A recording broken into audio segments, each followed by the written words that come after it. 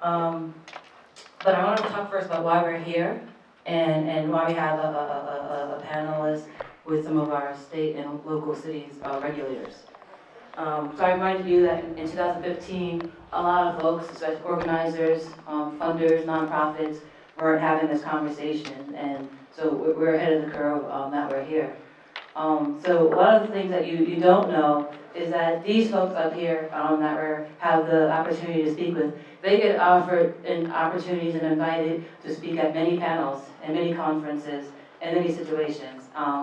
And most of the time, when they are invited to these spaces, the rooms look nothing like this and are not made up of people with intent like us, which is to really focus on creating community reinvestment and equity for business operators in the cannabis industry. I've had the opportunity to hear Ajax speak a couple of times, and I really have appreciated her insight on what she's had to say. But the last time I heard you speak, Lori, if I may, Ajax, was in the Redwoods, Mendocino Redwoods, at Meadowlands, hosted by a company called Meadow that does software tech. So I don't know, I hope I'm saying that right, but they're a cool company and they do good things. So basically, what was really interesting about that space was that you had so much knowledge for spitting out. It was like I almost said free knowledge, but that's not true. You had to pay like $1,000 or something to be in the Redwoods, to be next to Lori in such an intimate space. So there was that. Then there was the fact that I was the almost only pepper shake in the salt line. And so what I really thought about that is like, wow, this is really cool, but what if like our people and people like us that are really trying to figure out how do we navigate this, how do we move this for justice, how do we move this to right the wrong of the war on drugs? And so I'm really thankful, and and you don't usually get asked the type of questions that you're going to ask. These aren't intended for you, Nicole or Greg, to throw you off. It's just intended for you to help us as folks that many ascribe to being. When I first got to Oakland, I was in business school and I was like really happy about being a capitalist. Oakland slapped me in the face, so a lot of these people in this room might not they really might not understand the in-depth process of not business. And so they might just be starting out with understanding legislation. And they might just be really excited that Prop 64 was passed. What we need to do is take people on a journey, especially people that really care about community investment, but may be anti-capitalist, and so maybe haven't ventured out to start their own business. And it's because they haven't done that, they don't have an understanding of the relationship between regulation, the implementation of the bill that they voted for. They don't have an understanding of regulation, the things that you are able to do on a day in and day out space, and how that supports black businesses, or harms black businesses, or how that supports small businesses, or harms small businesses, or how that can frame a way that really can create community and generational wealth. A lot of folks you talk to are trying to figure out their bottom line and make more money, and that's fine. So I just give that context for, these are the folks in the room today, and these are some of the things that they're interested in, and it might be different than your general audience. Let me make sure I covered the points I was supposed to. I did my job. All right, so now it's time for me to do mine? Yes. Okay. All right. So this is, let's see, so now, oh boy, okay. I think I am on. All right. So again, I'm Malaki Sekou Ahmed, president of the California Urban Partnership. Great to be co-moderating with Lanese. And one of the things I wanted to do to just kind of set the tone even further, Lanese has framed for the panelists who you are. Now I want to frame for you who the panel is. And first, to talk about the purpose of this panel is, how do we go about achieving economic justice through this process of how the rules are made? We know that every game has rules. Who knows that? If you know that, can you raise your hand that every game has rules? Okay. Who knows that some rules are able to be broken? All right. So this is what we know, right? And these distinguished panelists are not necessarily here to break the rules, but they can they are implementing the rules, and they are recommending the direction in which the rules should go, and they can help us understand how we can make the rules. Okay? Because just because it is a rule doesn't mean that that is what has to stand at the end of the day. There are some possibilities for changing the rules in terms of how cannabis regulation, marijuana regulation is carried out at the local level and as well as at the state level in the state of California. And so these panelists are those who you want to engage, who you want to get to know, who you want to be able to ensure that these panelists are hearing your voices. They control in many ways the process. I mean, they are accountable to elected officials, but they also have a tremendous amount of control as to how the process of having our voices heard actually plays into how the rules are made. And there's some limitations, obviously, but if our voice, if they don't hear our voices and we don't go through the steps of letting our voices be heard to these regulators, we can't go the next step up to elected officials until we go where the buck stops first. The buck stops, you have to go through a process. You have to go through the front door before you can get into the rooms, right? I'm just using the analogy of a house.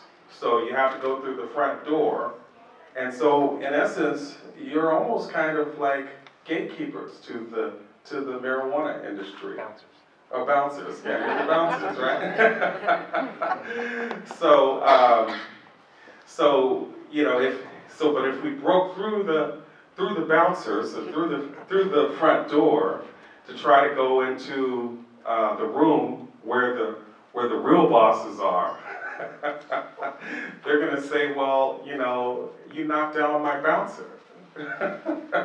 And or you didn't talk to the bouncer. If you had just talked to the bouncer, maybe we could go to the next process. But anyways, I just wanted to kind of frame who these panelists are for you. So without further ado, I'm not going to go into their entire bios, but I'm just going to start to my right.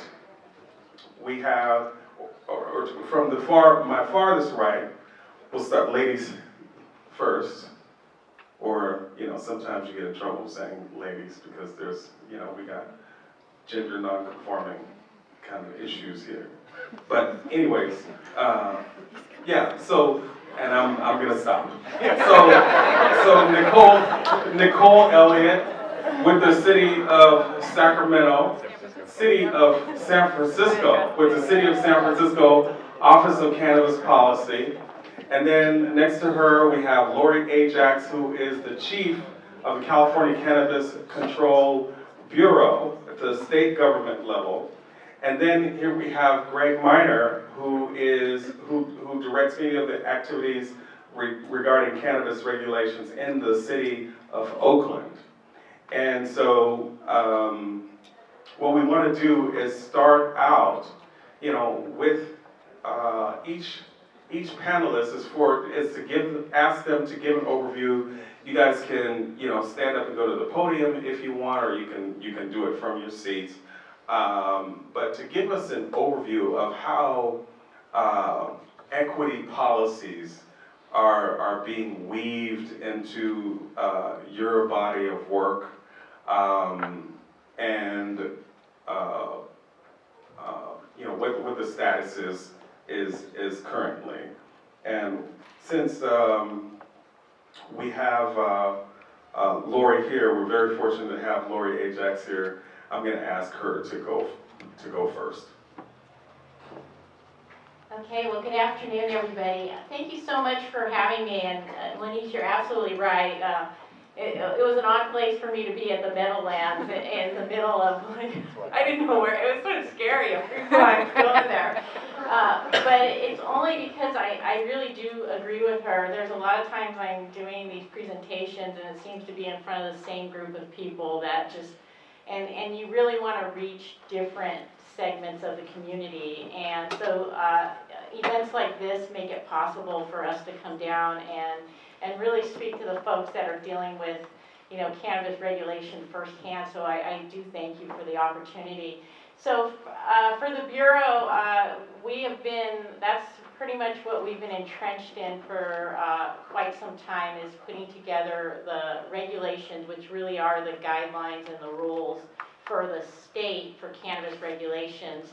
And I will say the Bureau also is the one licensing authority. We license the distributors, the testing labs, the retailers or dispensaries, and the cannabis event organizers and the micro businesses. And then we also share the licensing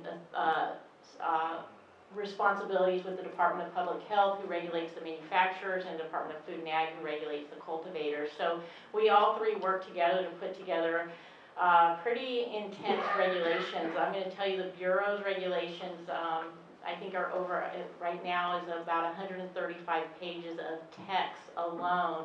So you can see, being a small business owner, first thing out the gate, not only do you have all the rules in the statute that is already there, but then we have all these other rules that you have to follow. So it can be very overwhelming for any business owner. And then not to mention, you also have to follow the local jurisdiction, whatever rules they have, because they can be more restrictive than the state. They can't be more lenient, but they can be more restrictive. So it is a balancing act of making sure we have regulations that make sense, that protect consumers and patients and children and public safety, but at the same time that we still allow businesses to thrive. And I will tell you, it is it's a balance, because, you know, there's so many different stakeholder groups in cannabis. And I wonder every day, have we struck that balance? I'm not sure we're there yet, and so that's why we continue to make changes to our regulations. So right now, we completed a 45-day comment period of our final proposed regulations. Back in December, we came out with our emergency regulations. We changed them once again in June when we readopted our regulations and we made changes. And then we came out with our final regulations this last summer, completed the 45-day comment period. The Bureau itself got over 4,000 comment submissions, meaning some of those comment submissions had multiple comments. So we are in the process of still looking at all those comments, considering them, and I can tell you we're making changes once again based on those comments, and we're going out for another comment period. Now, we have to have our regulations finalized by December 6th. Otherwise, I always say there will be no regulations, which everybody would probably be happy with that. I say that all the time, but we would be in big trouble with my bosses above if we didn't meet that deadline. So I think one thing I just want to really say to you here, we do read all the comments. In fact, in California rulemaking, we have to respond to all those comments in our final package. And if you see things in our regulations that don't make sense, that don't work for you, it really is important. I don't care how little it is, because sometimes it's the little things that we realize, like, oh wow, we didn't realize what an effect that has on your business. And so I think it is really important to weigh in. So it's not too late, even though we're past the comment period, you can always email us and say, hey, have you ever thought about changing this? So how does this all come around full circle with equity? Well, there's not a lot in our regs right now in equity. So much time has been spent for just trying to figure out what we're doing and how to get it right. But as most of you know, Senator Bradford's bill was just signed by the governor, 1294. So, and when you ask how we're going to be weaving equity, I'm going to be doing a lot of weaving very soon, because there's like a lot of great things in there that task the Bureau to work with the locals. And probably the biggest thing is the 10 million in grants that we have to give out to local jurisdictions that have an equity program. And I'll tell you, you guys should really give yourselves a hand. It is amazing what happens, and for the state to take a position like that, I mean, that is just, it's really terrific. And so the state is really going to be busy now. We have people that we're hiring to provide technical assistance. So you're going to have people that's all they're going to do is work with the local jurisdiction, the local equity applicants and licensees, just to provide technical assistance to assist with all of the rules that we have in place. So I will probably talk more about it during the panel, but we've got a lot of work to do and continue to do. This is going to be, even our final regulations are going to change. We're not going to get this all right the first time out, or the second time out, or the third time out. I know you're probably going, really? Because things change so rapidly in this space, and we've got to keep up. So I'll leave it at that. Thank you. Nicole? All right.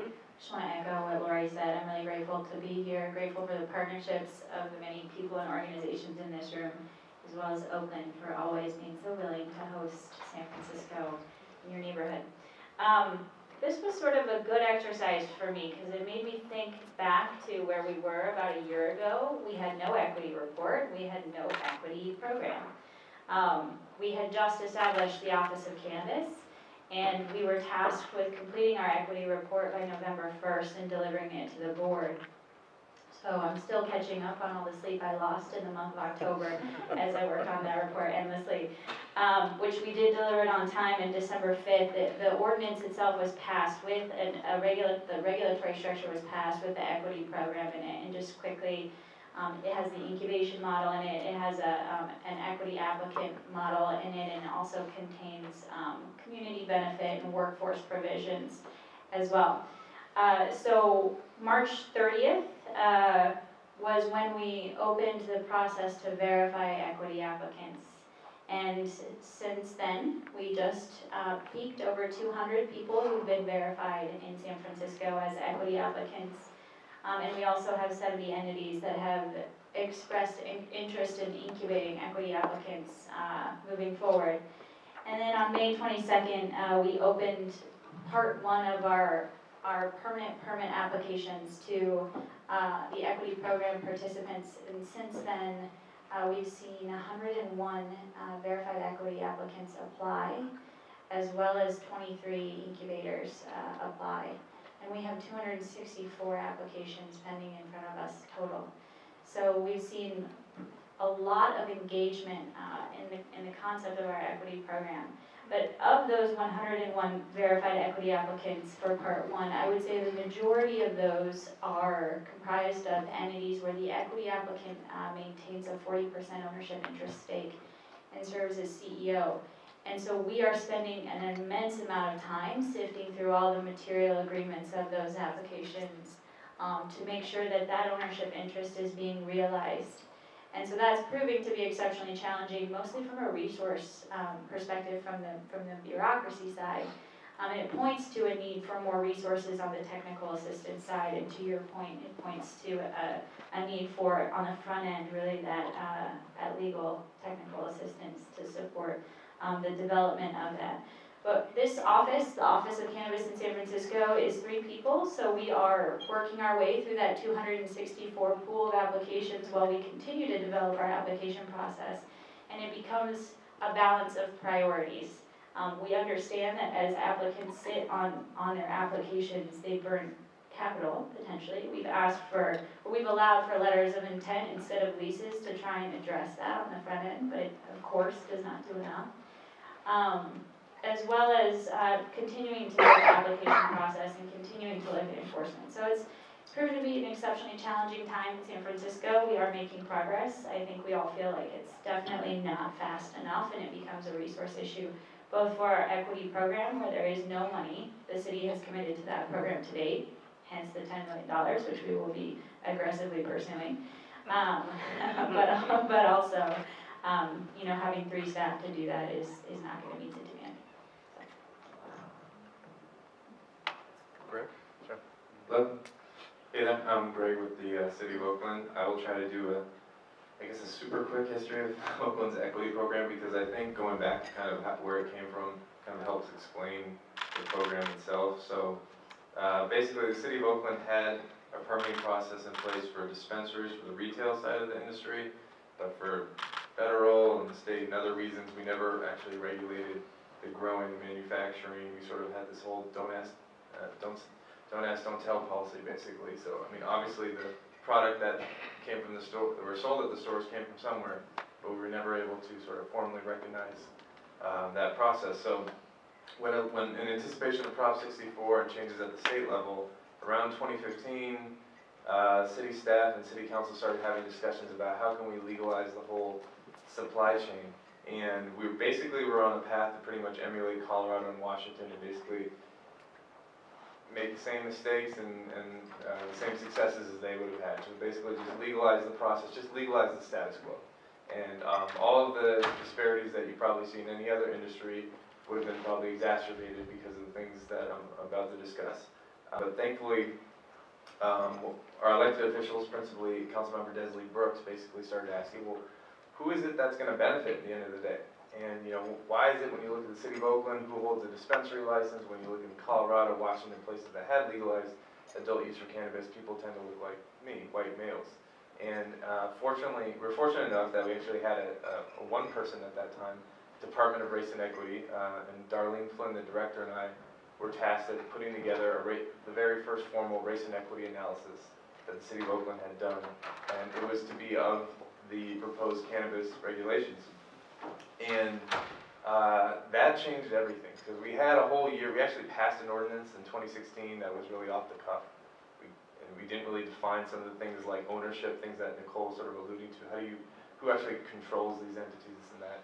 And we didn't actually unpack the kind of the really disturbing facts in terms of who's criminalized during the prohibition period in the city of Oakland. What statistics in terms of poverty, racial demographics, employment in the city of Oakland. And once we actually had that data, and I'm kind of preaching to those jurisdictions if people haven't actually started an equity program, and I think this has been one of the issues in Sacramento, until you actually have that data in front of you, once you do, the discussion really changes. Because a lot of like, oh, this program, your proposal is kind of inconvenient because it'll, slightly delay my cannabis company from making this money. That gets a little outweighed when you look at some of the stark realities that have taken place.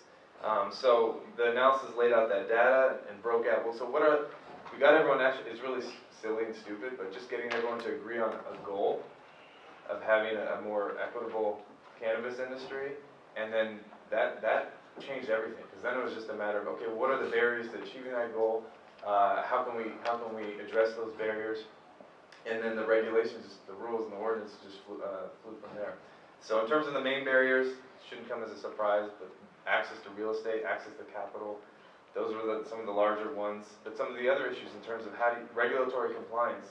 Starting any business is probably very confusing, but starting a cannabis business is probably especially confusing because of federal restrictions on banking and having to comply with both a local and a state licensing entity. So to address some of these barriers, we came up with some solutions in terms of prioritizing the permitting for what we define as equity applicants, basically those that either had a cannabis conviction or lived in areas of Oakland that had the highest levels of enforcement related to cannabis, prioritizing those that assist equity applicants by giving them free rent for 3 years in security. We refer to them as an incubator. Waiving all of our fees in application and permitting fees at the local level. So if they're beyond the barrier, rather than just trying to avoid amplifying existing barriers that exist in capitalism in general, removing those barriers that we might impose as a city to the extent feasible. And then we also our elected officials chose to reinvest the initial $3 million in new cannabis tax revenue towards small startup loans for our equity applicants. So thus far, and then having a technical assistance program. So we've had consultants for about 1.5 years now, help folks try to deal with complying with things at the local and then state level. Just last week we partnered with both San Francisco and the Bureau to have a workshop with respect to state requirements. Lanese said people want numbers, lots of numbers. So off the top of my head, so one of the main criticisms of the equity program as it's being developed is there aren't going to be any equity applicants, and we're going to have this whole bottleneck in the permitting. That never, thankfully that didn't take place. We've had over 600 equity applications. We've had over, I want to say 200 incubators. So that's been very great. And then with the dispensary permitting process last year, where we identified 8 new applicants, at least 6 of the 8 are either owned or co-owned by equity applicants. So there's some numbers for everybody. And in terms of the revolving loan program, we're about to implement that in a couple of weeks. I know a lot of people are like, when's that going to start? When's that going to start? Believe me, I'd love to get that rolling. So in a couple of weeks, we're going to start reinvesting some of that new tax revenue into business opportunities for equity applicants, because oftentimes, I mean, it's very difficult to measure, but a lot of the people on the front end are like, well, this is, or you could just look at that $3 million that could have gone towards the general fund, but you're not really calculating the unintended consequences of economic marginalization. If we were just going to allow, to City of Oakland to open up to outside jurisdictions and sort of leave behind our own, that's going to be a lot more costly than $3 million, probably in the long run. So I don't know if that overview is helpful at all, but I'm here to answer any questions about our program. Want to take the first Sure. stab question? Oh, it's the wrong thing. It's in my phone. So as Lanese is kind of going through and formulating, basically there are some key questions that we're going to drill down into detail. One is, how are these various rules impacting Black-owned businesses, brown businesses in terms of, shared facilities, all of the, the certification that's required. We're going to look at, what policies are emerging for social enterprise opportunities. In other words, those kinds of businesses that have a specific goal to address the needs of systems impacted populations, while at the same time realizing some degree of profitability for the business owners and for the shareholders in a particular business in cannabis. And then what do we need to know about what's going on in the world of advocacy? What is coming to regulators from us? What are they hearing from us? Versus what are they hearing from the general operators out there, those who have a lot of money and a lot of lawyers and a lot of lobbyists. And so we'll delve into those 3 questions, and Lanese is going to pose the first questions, in the frame that I just, as a part of the frame that I just laid out. All right, thank you. All right, so all 3 of any of these questions don't have to feel the urge to answer them. If you do feel called to, please do it. If it ends up that you all answer, then that's what happens. So my first question, it's hard to choose. And I guess I'm just going to start off because sometimes I feel like when I've had other jobs and I was just my role was just to implement and do. And I felt like I had gotten in the churches and I understood things more than sometimes my bosses are like, bosses just don't understand, you know, that type of mentality. So I'm just wondering, y'all in the churches, you're in there day in and day out, you hear public requests, you're gatekeepers or the bouncers. Like, have y'all had like any aha moments where you're like, why haven't folks requested this? Like, this is where it's at, like, I can't do it because, you know, people aren't asking for it. Or something like, that's the question. Well, I think if you keep talking into it. there we go. I think I have a lot of aha moments, like almost all the time, so it's really, but I think early on when we started this, you know, one of the biggest things that we create a new license type we created was the non-storefront delivery model. And when you look back last year, you know, I remember thinking, well, the storefront can deliver, so why would we, you know, why would we need to create this? But so many people came forward and saying, we need this because there's a lot of jurisdictions that don't allow storefront, there's more capital for that. And so that was like early on, you know, this was last year where we really saw the need for that. And then you saw public health follow it up with the shared kitchen model. And I'll tell you what, I will speak for public health, is that was an aha moment, I think, for them because of how many people said, hey, we can't all just, you know, having a commercial kitchen is just, that's very, very difficult. So I think as a state in general, I always say this, don't just think we know, because we are not running your business. We're not out there running the business, seeking the capital. So you do need to tell us, because you probably go, really? Duh, you guys, you should be able to figure this out, but we do need you to tell us. And I'll tell you right now, one of my biggest challenges is on the microbusiness license.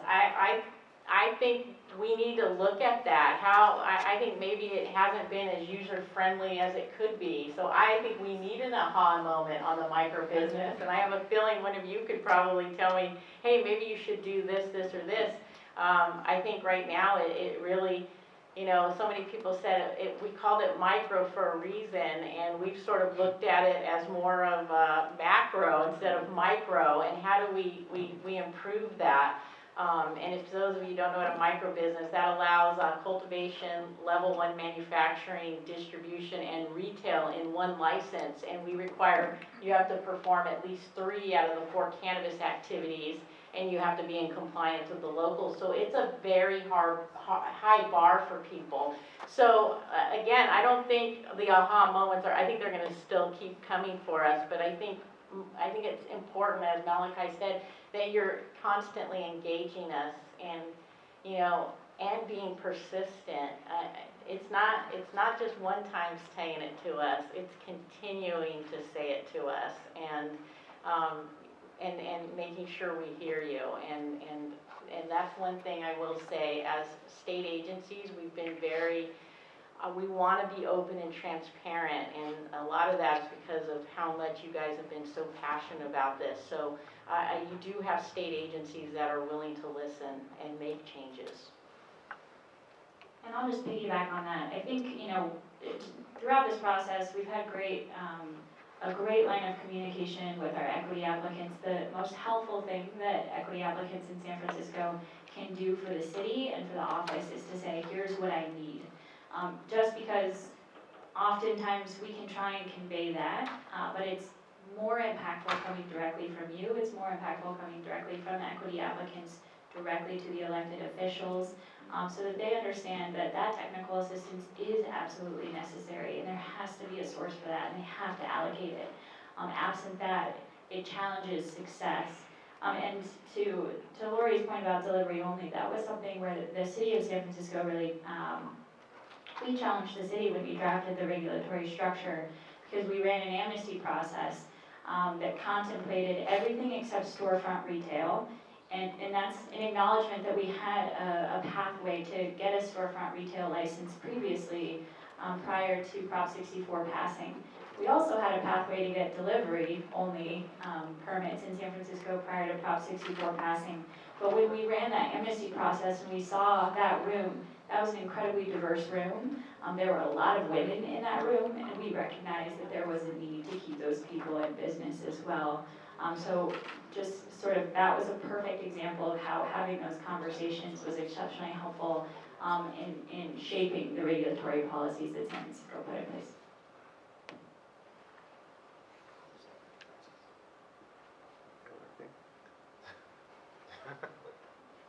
I've never had an aha moment in my life.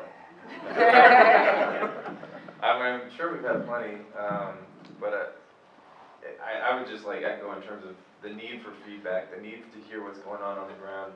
That helps us shape policy, because a lot of times we'll put, well, the rule says this, so why aren't they doing this? Or I expect people to respond this way, but they're actually responding that way. So it is really helpful to get that feedback so we can figure out what we need to do to adjust. Good deal. So there's a status quo.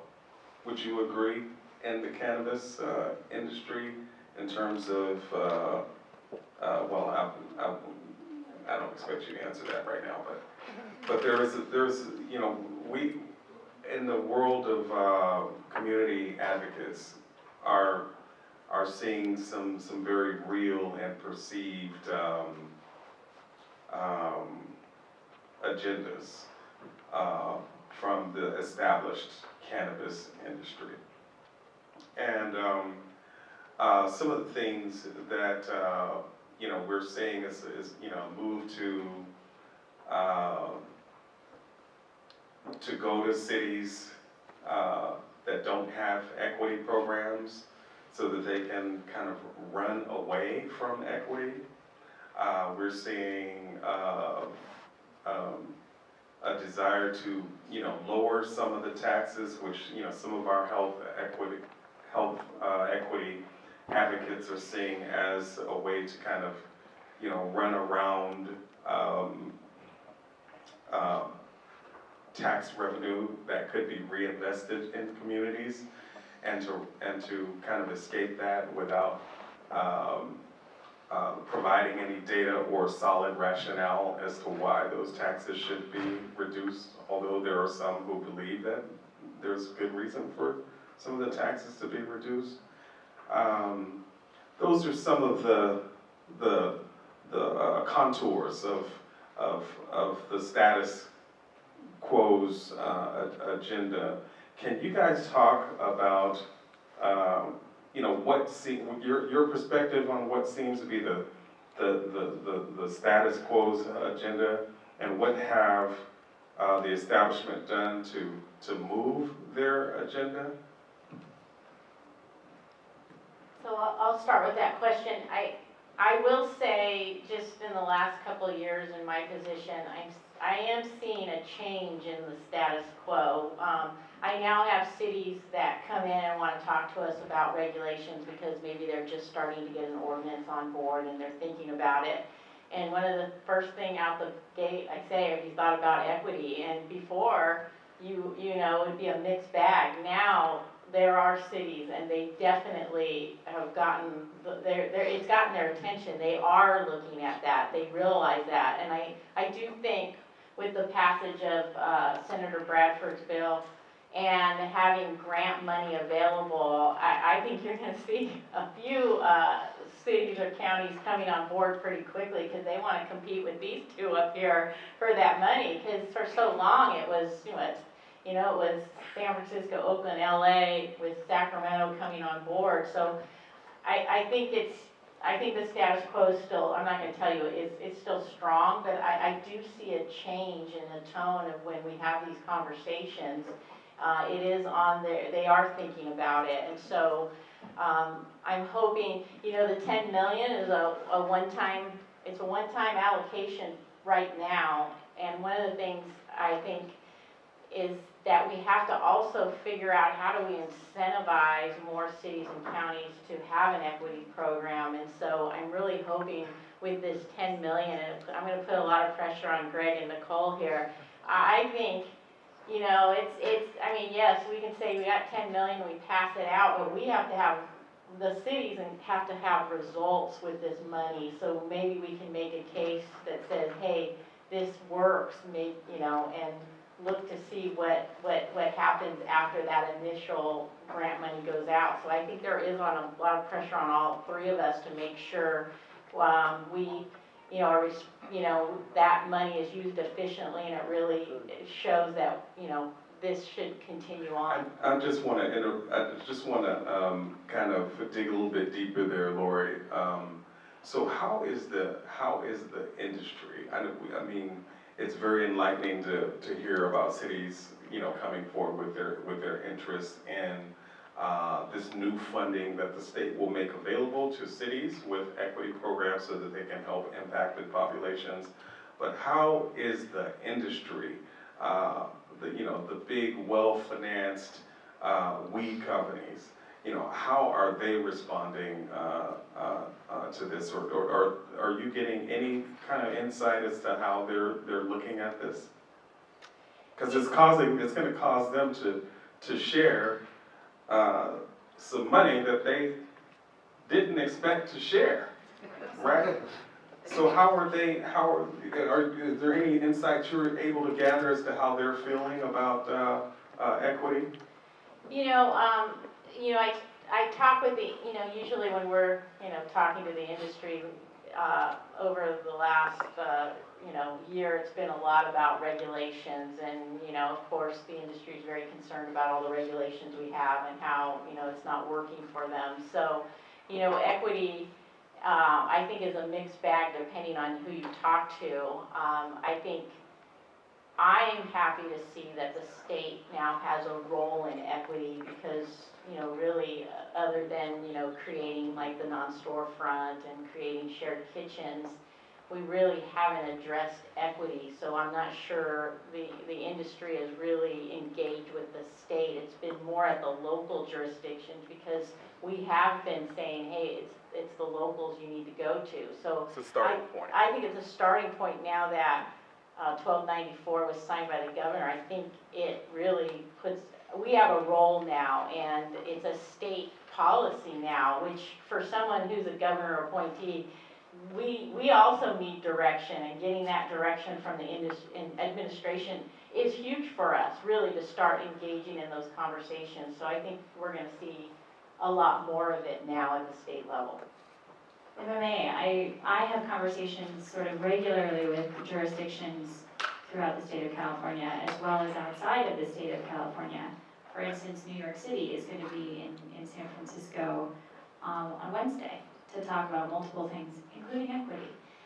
So it's one of those things where I think the industry is sort of the well-financed industry is starting to see this is where this is going. And the Congressional Black Caucus put this on their top 10 list of priorities post-November. So there's movement, big movement, to take this direction and make this the direction of the cannabis industry in the future. So it would be in the best interest, right, of this large, well-financed industry to put this into their business model moving forward.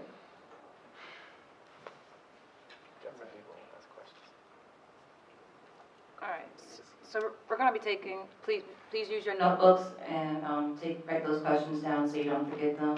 We'll be taking questions at the end. I know that it's 10 minutes to 3, and so what you're thinking is, but it is the end.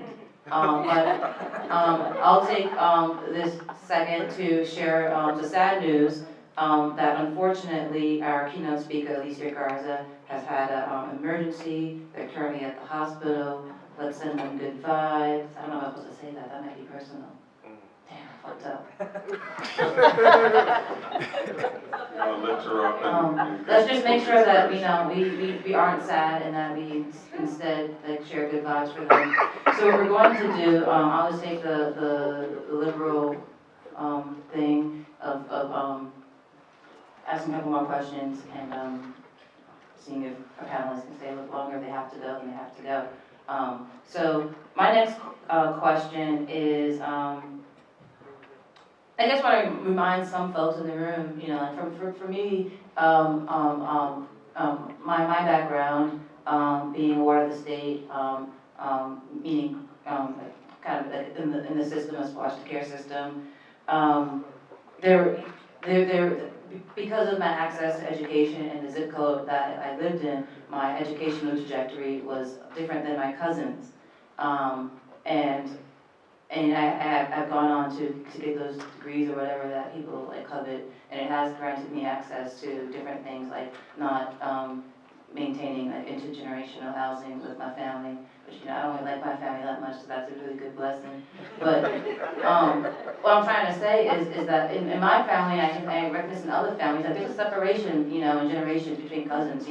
Those that were on the street trapping and those that did the college thing, and some of us that went on to do the college thing, and maybe we went corporate, or maybe we thought that we were doing like the respectable thing and getting into organizing. But maybe we're still a little bootsy. We only see our cousin that's trapping at Thanksgiving, and we're like, what are you doing with your life, right? And whatever that bullshit mentality is that we have. But I want to remind all of us that we were sent to college because of people in our family that were trapping. We got opportunities to focus on sports because people were trapping. We got opportunities to focus on something else that would make our access to opportunities strong because of people that held down the risk. And so when we think about licensing and access to regulation, we have to remind ourselves of the actual people that are trapping, the everyday trapper. And is this a person that is like hanging out with like lots of guns and like people, like I don't know, move like shotas or whatever. Is that the scene, or is it more of a community scene? Is it more of I've been involved in underground sales that involved kids were there. No one was getting hurt, and this is okay. I know you're right here. I'm going to speak the truth. And so what I'm saying is that we need to make sure that folks that aren't making 1 million, 2 million, 5 million a month, whatever, those folks that are just making enough money to get braces for their kids, pay for the Pop Warner access to Little League so that they have a place to go after school and all that stuff. Those people are like making 100K or less a year. And so they're iced out of this industry, and those folks, when it turns to, enforcement, which a lot of the conferences, no one's talked about this, but every time I had a conference with these folks, these people, these men in suits, their favorite word is enforcement. That's the favorite word. And that's what they're saying we need to focus on. And those are a lot of the bills they're trying to push through. So what I'm trying to say is when we think about this, I just heard on Friday about a bill, and I didn't get enough information, so it's really for you to help me understand.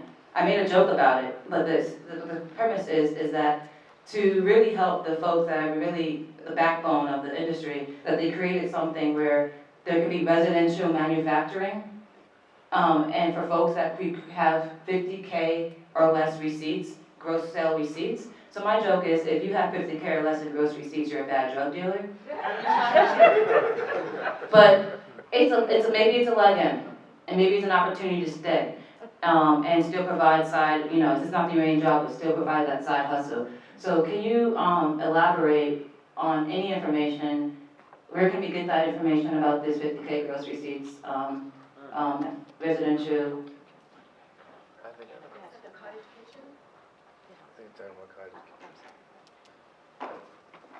Still on? Okay. I think you're talking about existing law that's been on the books for non-cannabis operators making non-hazardous foods like tamales and stuff like that out of their homes. There's been this cottage food operator law for at least, I think, 5 to 10 years. If you're a small business not making hazardous foods out of your home in an attempt to lower barriers of entry to that industry, there's an existing law. And so the city of Oakland, when we legalized or put in a permitting process for manufacturing, we allowed for the equivalent for cannabis, non-volatile manufacturing. And there's been a couple other bills in the non-cannabis context recently to try to help people who make products out of their home. I mean, your earlier comments remind me of like that Ken Burns documentary on prohibition for alcohol. I mean, it ends, I don't know if you guys have seen this, but the irony is with legalization, you almost get more rules than prohibition. You could have speakeasies all night, whereas now bars have to shut down at 2 a.m. And so part of the responsibility and balance that we're trying to seek is how do we go about regulating this industry without adding all these barriers that exacerbate or maintain the disparities that exist already. So, I mean, all these little, so Lori was talking about the non-retail, non-storefront retail, the delivery services. All you need is whatever, a stash in your car, right? Prior to legalization. So that's why we have dozens and dozens of these small operators in Oakland, and I suspect in the Bay Area and other places. So how do they compete with ease, in these larger technological platforms? And so that's something, I don't know if that's entirely on us as regulators, but that's one example of how we need to be mindful without adding extra barriers. And just a little time check with the panelists. And we again, thank you for carving out time to be here. It is now 2:57. Are you available to stay until about 3:10 with us? Is that good? Yes, yeah, Okay, yes. great, thank you. Lanese, do you want to go to No, Q&A? let's get to the. Let's go to Q&A? Yeah. Okay, who has, all right, so I'm going to go here. I gotta go. And here, and there. Something just came up. I'll wrestle with that. So, one, thank you guys for coming and just giving us the time. My main question is,